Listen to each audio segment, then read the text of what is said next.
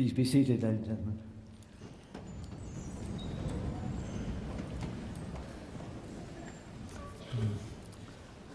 Fellows, Lords, ladies and gentlemen, I'd like to welcome all fellows and foreign members and their guests, the representatives of national science academies from all over the world, and our many other distinguished guests.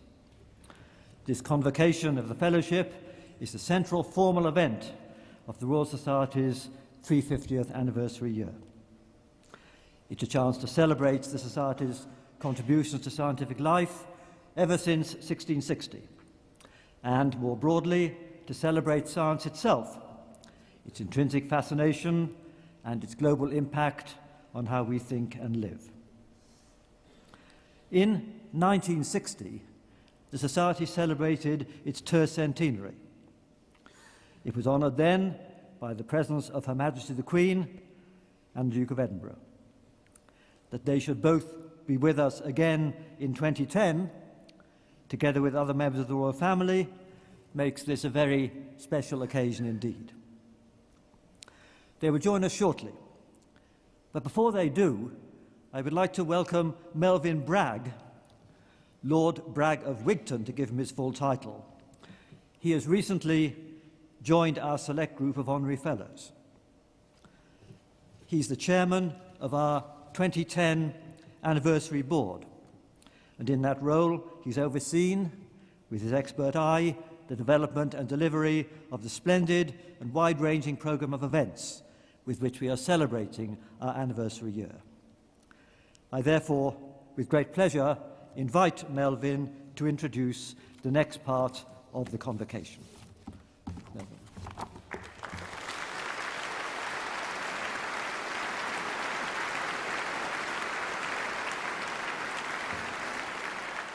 Thank you very much.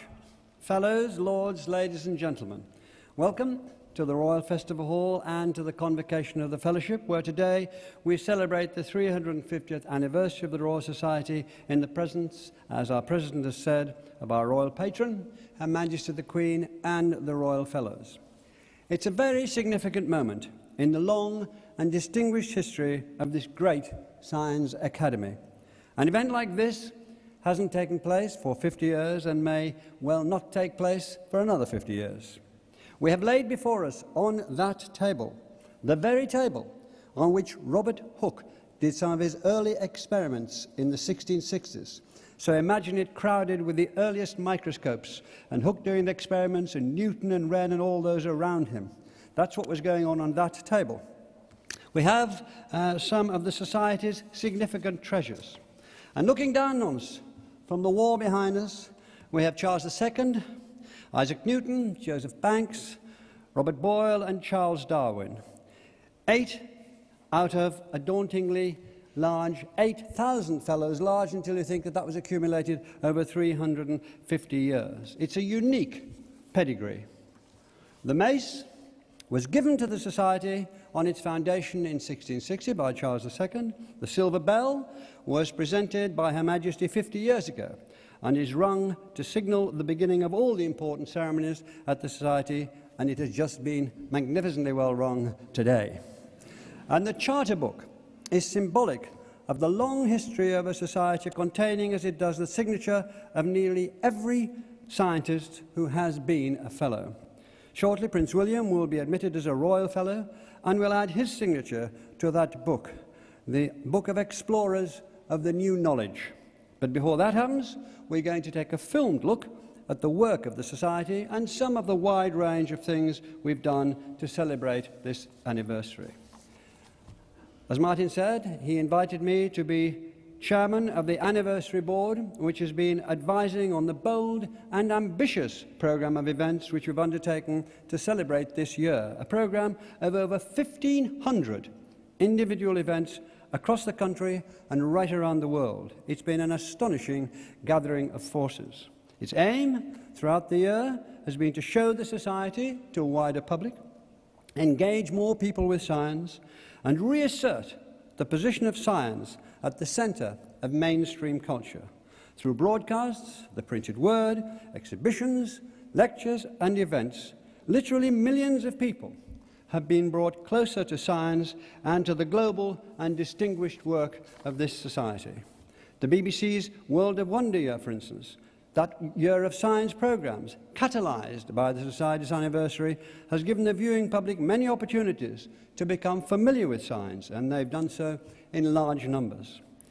The book of essays, Seeing Further, edited by Bill Bryson, has outsold all expectations, with publication in the US and Canada to come. The 4 programmes on Radio 4 last January covered the history of the Royal Society and announced its anniversary, and was very highly acclaimed both here and in the United States. The Royal Mail has honoured us with a special issue of 10 first-class, of course, stamps, and we've even sent a piece of Newton's apple tree into space.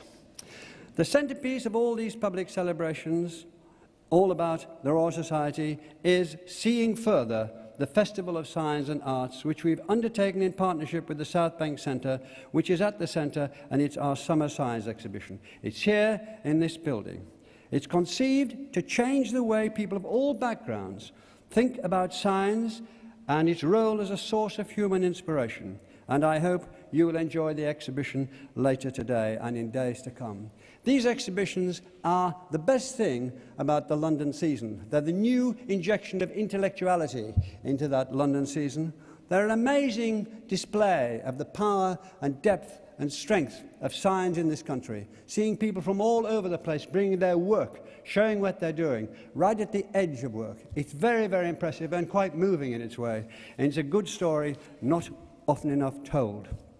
Finally, at its core of what we've been trying to do has been a strong scientific programme. One result, for instance, has been that the Society has seen registrations to attend discussion meetings rise by more than 80%. And on a wider canvas, we hope we've succeeded in changing the national conversation about science. Thank you very much.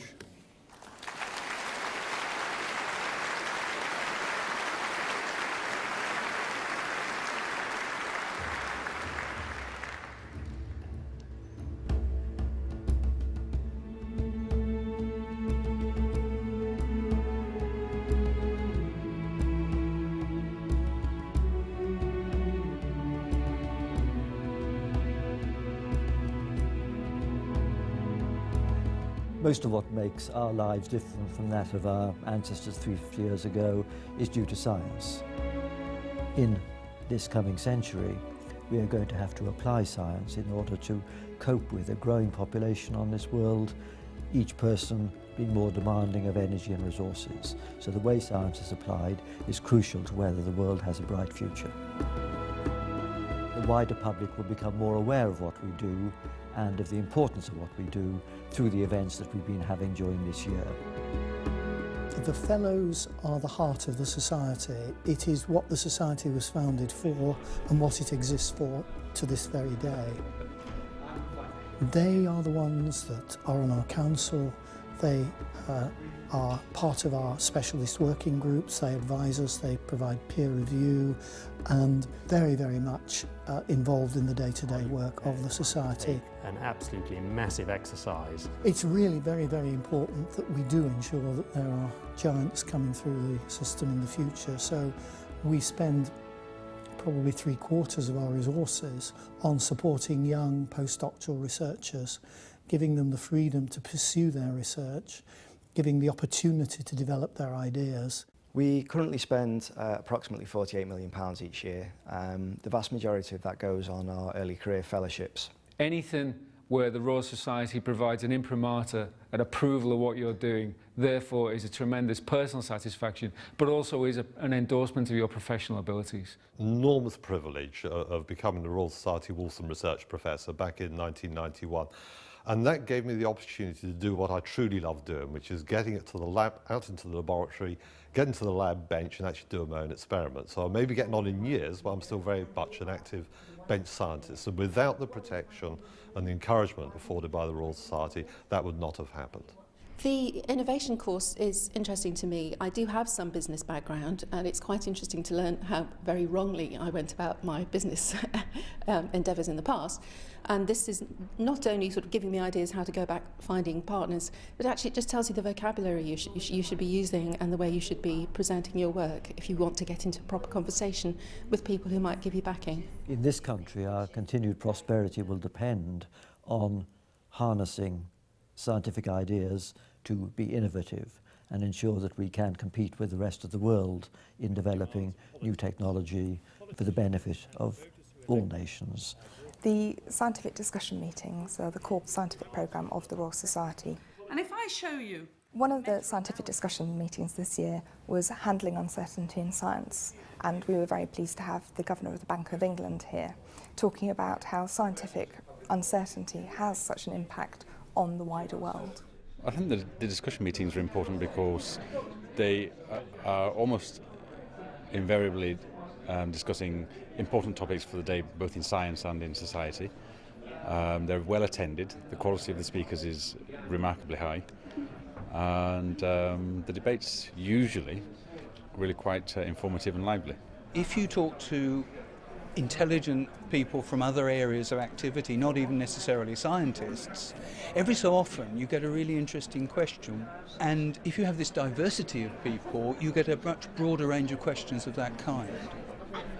I think these are really important meetings. As you see from the audience that we've got today, it brings together the young scientists, the experienced scientists, and we have scientists from across all of the disciplines. So it's great to see that interaction, and I think only these kind of meetings can really achieve that. So it's a nice thing to be doing in the 350th anniversary year.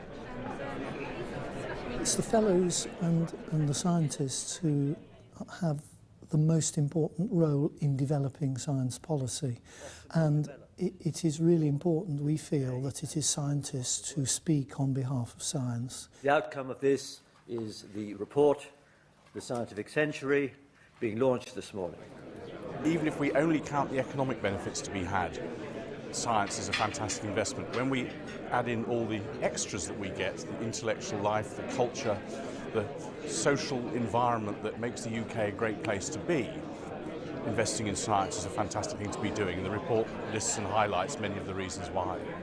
We need a broadly educated, scientifically literate population, as well as an education system that produces the PhDs, FRSs and Nobel Prize winners of the future. Today we're having what is an annual event for us. We've brought the scientists and indeed a lot of their equipment and materials out from the laboratories, which are somewhere in the basements of the BM, into the Great Court, and as you can see we've set out tables and to explain some of the work that goes on to allow us to examine materials in the collections. I think in the general public it's really good because they're obviously coming along and seeing more of the, let's say, the background of what's happening in the museum rather than just coming and seeing an exhibit. Hey, look! Yeah, and they have switches. I saw the square ones inside the square glass was dead. Science is something which, of course, is appreciated by people of all ages, but the society is quite rightly especially concerned about education, because the next generation of scientists will only get a good start if their education from their earliest years is appropriate. We're working very much with the Department for Education to encourage improvements in the science curriculum. We have programmes to support schools and particularly to support teachers. In terms of outreach activities, we have partnership grants, which is the award of up to £3,000 to a school and a partner scientist or engineer. And basically what we are looking to do here is to inspire and bring alive science to students in schools. This actually helps to not only reinvigorate sort of the teacher's idea of science and why they went into science teaching, but also it makes the students actually have direct contact with real scientists, real engineers. You've got to watch where the water's going. David is definitely the brains behind the operation because we have big ideas of what we'd like to see, but he could tell us how we could do it and what we would get from it. So he's very much the brains, the chief engineer, I call him. What happens next, Keely? As far as our school is concerned, the partnership grant is an opportunity to bring the outside in and to take the children outside. You never know, in 50 years' time, they might be sitting in the audience at the convocation as the Fellows of the Future for the Royal Society. Keely, Precious, Joel, Matthew, Caitlin, Lewis. Do you have to use a lot of energy with that? Do you think you might need to go a bit faster to get the water up there? Yeah, there we go. The original idea was we're Watermill Primary School, and the head would love us to have a watermill because it fits with the name. Miss, what does this do? You know you've got this pot of money and you can actually be very much more creative because it is different. I think scientists are tremendously creative people. One good example is Isaac Newton. This is the manuscript of the Principia Mathematica, his great work where he expounds his ideas on gravity, the laws of motion, and many, many other things.